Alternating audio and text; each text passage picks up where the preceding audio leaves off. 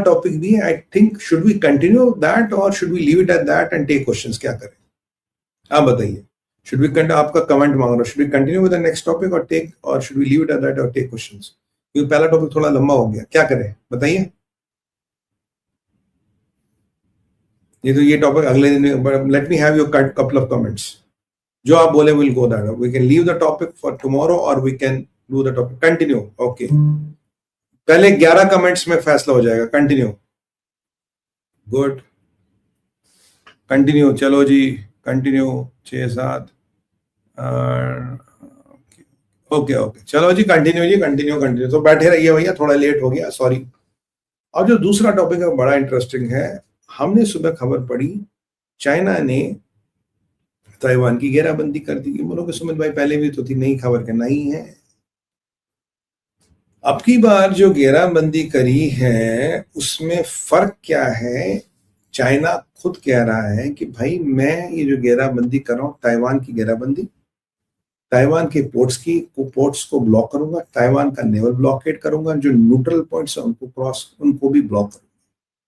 और उसके साथ साथ अब की बार जो ट्रेडिशनल नाकाबंदी घेराव इनका ताइवान को होता था, उसमें ताइवान की नेवी और चाइना की नेवी और चाइना के एयरफोर्स जाता था। अब की बार वाली नाकाबंदी में चाइना की नेवी, चाइना का air force, rocket force, special force और आर्मी भी गई है। तो बॉस, ये एक ऐसा घेराबंदी जो कभी भी अटैक में परिवर्तित हो सकता है। इट इज अ घेराबंदी which can any day go into attack. और अगर ये अटैक में परिवर्तित हो गई, it's a very very dicey situation. अभी जापान के साथ भी इनकी हॉस्टिलिटीज हो रही है, अभी ये भारत के साथ भी 19-20 का खेल खेले, अरुणाचल वगैरह को लेके कोर इंटरेस्ट। अब दुनिया परेशान है, जापान परेशान है, ताइवान परेशान है कि जो अब की बार वाला, पहले तो शो ऑफ पावर था, वो घेरा शो ऑफ पावर, अब की बार ये युद्ध व्यू। ये कभी भी 2 घंटे में आप you can turn it into a full fledged attack. अब पीछे की कहानी होती है जियो पॉलिटिक्स में हमेशा, में जो दिखता उतना तो होता नहीं, पीछे की कहानी होती है। जनरल जिनबिन, चाइनीज नाम मेरा उधर उधर हो सकता है, ये कौन है? ये ईस्टर्न थिएटर कमांड का हेड है और जिसको ये अटैक करने का, ये घेराबंदी करने की जिम्मेदारी दी। ये जनरल जिनबिन किसको रिपोर्ट करता है? जनरल जियांग हू को। जनरल जियांग हू कौन है?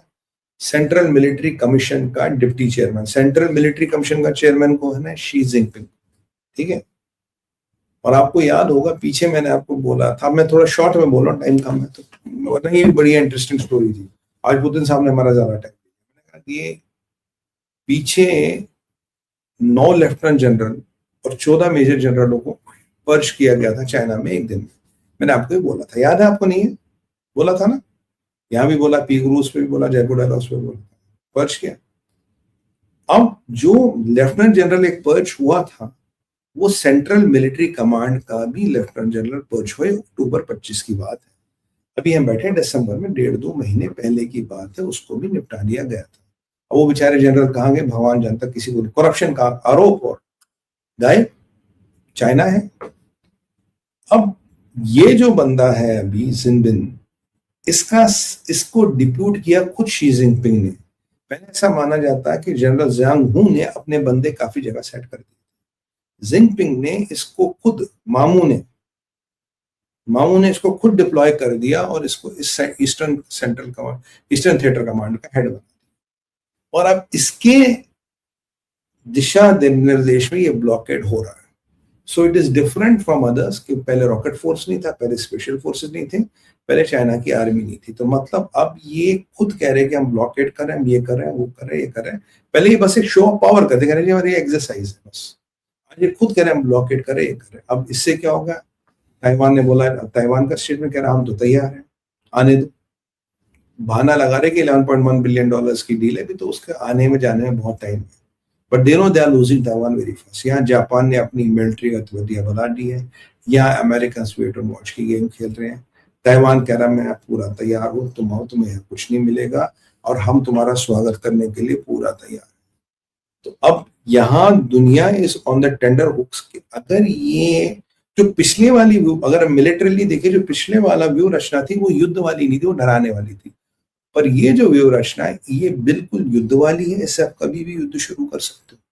और अगर आपने युद्ध शुरू कर दिया, ताइवान को आप इन्वेड करोगे।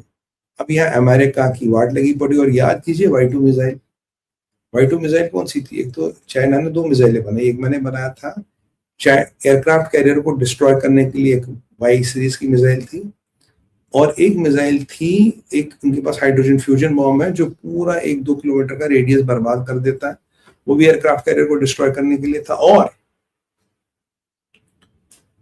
एक Y2 बॉम्ब उन्होंने बैलिस्टिक मिसाइल बनाई थी जो हाइपरसोनिक, और जो हाइपरसोनिक ICBM चाइना कहता है इसे, वो गुआम तक जा सकती है। या भूल तो नहीं गए, गुआम तक जा सकती है। मैं आपको याद दिला रहा हूं, मेरे दिमाग में तो सब याद रहता है, वो गुआम तक जा सकती है। तो चाइना ने कुछ हथियार और कैपेबिलिटी ऐसी डिप्ले की जिससे अमेरिका को थोड़ा डर लगेगा।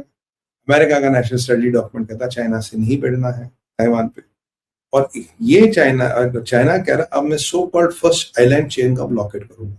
अगर ताइवान का इतना जबरदस्त ब्लॉकेट हो गया तो ताइवान की 95% एनर्जी इंपोर्ट होती है, ताइवान को आप ब्लॉक कर दोगे, चौको ब्लॉक। और अगर वो चौको ब्लॉक हो गया, जो जापान की 90% से 100% एनर्जी वो भी ताइवान स्टेट से इंपोर्ट होकर आती है, वो भी ब्लॉक होगी। तो आपने एक तीर से 2 निशाने मार लिए। अब ये अटैक की रचना को जो मैंने समझा है, वो यहां भी जा सकती, यहां भी जा सकती, क्योंकि जापान से जहां ये ब्लॉकेट है वहां से ताइवान मात्र 70 किलोमीटर दूर है। तो ये व्यू रचना इधर भी भाग सकती है, इधर भी भाग सकती है। तो इसलिए पूरा रीजन टेंस है, जापान टेंस है, अमेरिका टेंस है, ताइवान टेंस है, कभी भी कुछ भी हो सकता है, क्योंकि this can be any day turned into a full fledged military conflict. It is less than 2 years। तो ये ब्लॉकेट पहले से डिफरेंट है, यहाँ का बंदा डिफरेंट है, बंदे को पर्च किया गया। जनरल जनरल जियांग हू के हाथ में कुछ नहीं है, इसका डायरेक्ट कंट्रोल शी जिनपिंग के हाथ में कि उसका बंदा, इसका अपॉइंटमेंट उसने खुद अपने हाथ से साइन किया था। तो बॉस, ये चीजें are really really hitting a very turbulent water. और इस क्षेत्र में क्या होगा किसी को नहीं पता। और चाइना वही चाहेगा कि वो अमेरिका से उल्टा करवाए कि उनके नेशनल स्ट्रेटजी डॉक्यूमेंट में नहीं लिखा। इसीलिए क्या चाइना का भी इन्फ्लुएंस हो सकता है इस एस्केलेशन में? बिल्कुल हो सकता है।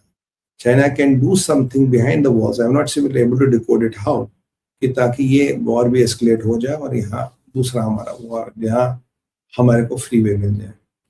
तो वर्ल्ड में 2 मेजर एस्केलेशन है। एक है पुतिन के घर पे हमला, और ये ताइवान का नया घेरा। There are 2 different escalations of the world brother, so they are not same. तो भाइयों, हो गए हैं 51-55 मिनट वहां। तो मैं फिलहाल इसमें और कुछ बोलना था, बट मैंने मोटा मोटा बता दिया, because there was a public remark. Sumit भाई कंप्लीट करो, तो मैंने कंप्लीट कर दिया। तो वो हमारे यहाँ सब यहाँ रहता है, और 5 टॉपिक भी अगर आप सुनने को तैयार हो मैं बता दूंगा, बट फिलहाल आज के लिए इतना ही है। और भाइयों बहनों, देखिए, अगर आपने अभी तक लाइक का बटन नहीं दबाया तो दबाइए, और भारत विचार के इस परिवार को, जिसको हमें ग्लोबल बनाना, हर देश और धर्म के, हटाइए जी लाइक का बैनर, देश बेल आइकन जरूर दबाइएगा। देश और विश्व के हर घर, हर सनातनी तक पहुंचाना, उसके लिए आपके कॉन्ट्रीब्यूशंस की आवश्यकता है। पेटीएम का नंबर आपके सामने, वही हमारा व्हाट्सएप नंबर भी है, क्यूआर कोड आपके सामने है, और पेपाल की डिटेल्स आपको डिस्क्रिप्शन में मिलेंगी। तो हम तो यही कहेंगे कि आप हमारी सहायता करें। आप देख ही रहे हैं कि हमारी रीच बहुत लिमिट की जाती है, पर कब तक करते रहेंगे यार, कब तक करेंगे? पर परमात्मा की कृपा है, हमारे पास टीवी है और चैनल से हमारी बात तो पहुंची जाती है। इनको भी अपनी हसरतें पूरी करने दो, जो भी लोग इसके पीछे, करो बेटा, हसरतें पूरी करो, कुछ नहीं और करो, कोई फर्क नहीं पड़ता। हाँ, अब देखिए, मेरा एक इनिशिएटिव है सुमित वीर एडवाइजरी, जिसमें मैं आप लोगों के साथ जुड़ता हूँ, लाइव, बिजनेस, पर्सनल, प्रोफेशनल, कोई भी चीजें, और जो कुछ अलग चीजें भी हम करते हैं। और हमारा ना हमेशा प्रॉब्लम सॉल्व करने में एक आध्यात्मिक पर्सपेक्टिव हमेशा होता है। हम आध्यात्म को बिल्कुल लेके चलते हैं। जैसे काफी लोगों से, जैसे मैं थोड़ा शेयर करता हूँ, एंजाइटी, डिप्रेशन, ट्रोमा, PTSD,